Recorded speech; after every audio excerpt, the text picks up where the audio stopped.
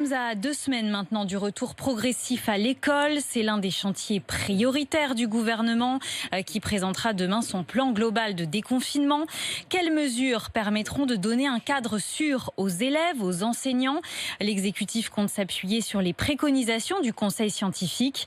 Les principaux concernés ne semblent pas rassurés. Marine Giraud, Maureen Lehoux.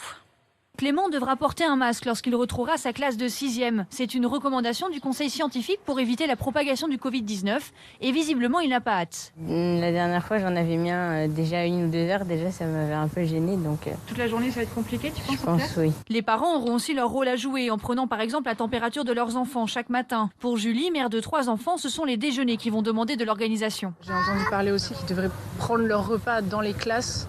Donc ça veut dire à 1 mètre de distance. J'imagine que s'ils font manger les enfants dans les classes, il n'y aura pas forcément la cantine, on va devoir fournir les repas. Enfin, c'est plutôt ça qui va prendre beaucoup de temps. Les établissements scolaires doivent vite trouver des solutions. Pour Olivier Philpot, directeur d'une école élémentaire dans le Val d'Oise, ce déconfinement exige de tout réinventer. C'est compliqué pour des enfants, par exemple, de jouer dans une cour de récréation sans s'approcher. Et là aussi, il va falloir réinventer les choses. Si on est sur des petits groupes dans chaque classe, on peut trouver des moyens pour faire des récréations décalées. Trouver des solutions, innover, mais si les conditions ne peuvent être réunies, il appelle les établissements à ne pas ouvrir au nom de la santé des élèves et du personnel.